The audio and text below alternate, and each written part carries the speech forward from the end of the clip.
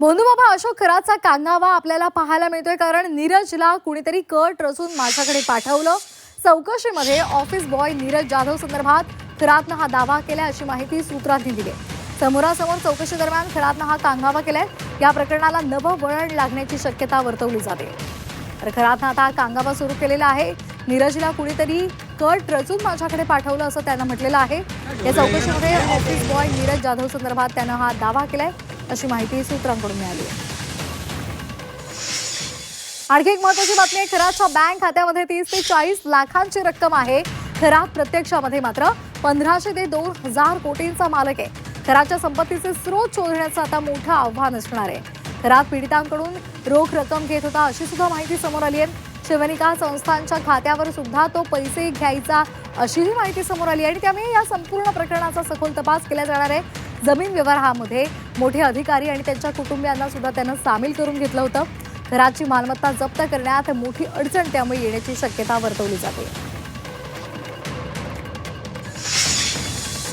आणखी एक महत्त्वाची बातमी आहे. भोंदू अशोक खरात हा आतापर्यंत किती महिलांवर त्यानं अत्याचार केलेले आहेत हे त्याला आठवत नाहीये अशी माहिती पोलीस चौकशीमधून समोर आली आहे.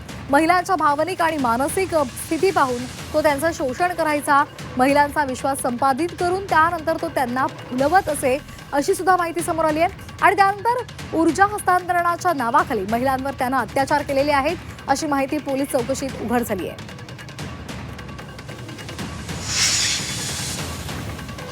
अशोक खरात माइंड रिडिंग मध्ये तरबेज होता. पूजेच्या नावाखाली महिलांचं त्यानं शोषण केलंय. कौटुंबिक आणि आर्थिक अडचणीमध्ये असलेल्या महिलांना त्यानं लक्ष केलंय. पोलीस चौकशीमध्ये धक्कादायक माहिती उघड झाली आहे.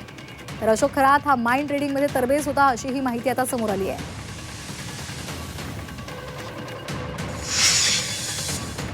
तर अमावस्येच्या रात्री खराच्या बंगल्यावर बडे नेते जायचे, रांगा लावायचे अशी ही माहिती समोर आली आहे. अघोरी कृत्य करण्यासाठी राजकीय नेते खरातकडे जायचे. खोटे फोन कॉल्स घेऊन त्यानं स्वतःचं रेटिंग सुद्धा वाढवलेलं होतं अशी ही माहिती उघड झाली आहे. VIP त्याचबरोबर उद्योजक, सेलिब्रिटी हे खरातच्या दरबारात जायचे. नाशिकच्या कर्मयोगी नगर भागामध्ये खरातचा बंगला होता. 5 कोटी खर्च करून त्यानं हा आलिशान बंगला उभारला होता. या बंगल्याच्या आवारामध्ये लाखो रुपये किमतीचे 2 विदेशी जातीचे कुत्रे सुद्धा होते ही सुद्धा माहिती समोर आली आहे. आपण पुन्हा एकदा जाणार आहोत आमचे प्रतिनिधी योगेश खरे यांच्याकडे. योगेश, ही संपूर्ण या सगळ्या बातम्या पाहिल्या तर आपलं डोकं चक्रावून गेलेलं आहे, कारण त्याने अनेक कोटींची माया जमवलेली होती. जरी त्याच्या खात्यात 40-50 लाख रुपये दिसत असले तरी प्रत्यक्षात मात्र तो 1500 की 2000 कोटींचा मालक होता अशी माहिती समोर आली. तसंच ही जी मालमत्ता आहे ती त्यांनी आपल्या कुटुंबियांच्या, काही अधिकाऱ्यांच्या नावावर सुद्धा ठेवलेली होती.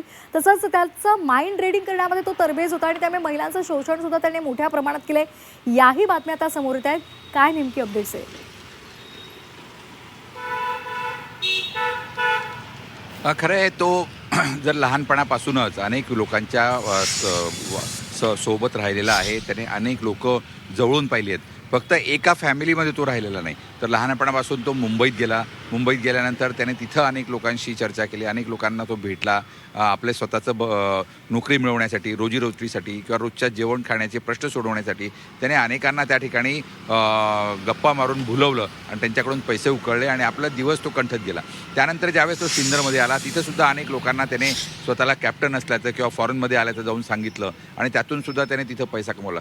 वेगवेगळ्या लोकांशी सातत्यानं चर्चा करत असल्यामुळे लोकांशी ओळख, लोकांचं माइंड रिडिंग हे त्याला खूप परफेक्ट जमू लागलं. आणि त्यातून महत्त्वाचं म्हणजे महिलांना काय सांगितलं म्हणजे भुलतात, त्यांना काय सांगितलं पाहिजे हे त्याच्या लक्षात आलं. आणि यातूनच त्याने खरं म्हणजे ज्योतिषांचा धंदा सुरू केला. त्याचे अनेक वेळेस भाकीतं ही खरी ठरत असतात. व एखाद्याला बसल्या बसल्या काहीतरी ज्योतिष एखादी सांगणं की हे असं करू नको, हे असं केलं तर असं होईल, अशा सांगण्याने त्याच्यावर लोकांचा विश्वास बसू लागला आणि त्यातून अनेक महिलासुद्धा त्याच्या जाळ्यात फसल्या आणि त्यातूनच हा सगळा प्रकार समोर आलेला आहे. अनेक महिला त्याच्या शोषणाच्या बळी पडल्या, मात्र त्यांना हे समजलं नाही की त्यांचा अत्याचार होतोय, त्यांच्यावर त्यांचं शोषण केलं जातं, लैंगिक शोषण केलं जातं आहे. मात्र ह्या सर्व घटनांमुळे आता तो माइंड रिडिंगमध्ये किती परफेक्ट आहे हे पोलिसांच्या लक्षात आलं आहे. मात्र हे सगळं करताना तो अजूनही साळसूदपणे बोलतो आहे. हे सगळं करताना त्याने आपले व्यवहारसुद्धा मोठ्या शिताफीनं केलेले होते. या ठिकाणी त्याने स्वतःच्या नावावर किंवा कुटुंबियांच्या वैयक्तिक नावावर प्रत्येकाने त्याने कधीही जागा घेतल्या नाहीत. त्याने लोकांच्या सहभागासोबत मोठ्या मोठ्या अधिकाऱ्यांच्या नातेवाईकांसोबत त्याने जागा घेतल्या, जेणेकरून त्या जागा आता जप्त करणं शासनाला कठीण होणार आहे. त्यामुळे एकूण जर आपण बघितलं तर 1500 ते 2000 कोटींची माया जमवण्यामध्ये त्याचे स्वतःचे हुशारी ही कारणीभूत आहे. मात्र हीच हुशारी, अतिहुशारी त्याला आज अडचणीमध्ये आणलेली आहे. अगदी तुम्ही जसं म्हणालेत की तो अति हुशार होता आणि त्यामधून त्याने अनेकांना गंडा घातलेला होता. आता आव्हान असणारे तपास यंत्रणांसमोर आणि कशा पद्धतीने आता याचा छडा लावला जातो, तो त्याला अनेक प्रश्न विचारले गेले. मात्र तो जो कांगावा करतोय त्यातून खरोखर उत्तरं आता समोर येण्यासाठी कशा पद्धतीने आता आपल्या पोलिसांना किंवा तपास पथकाच्या अधिकाऱ्यांना सुद्धा युक्त्या वापराव्या लागणार आहे. त्यामुळे येत्या काळात काय नेमके खुलासे केले जातात त्याच्याकडून हे पाहणं महत्त्वाचं आहे. धन्यवाद दिलेल्या सविस्तर माहितीसाठी.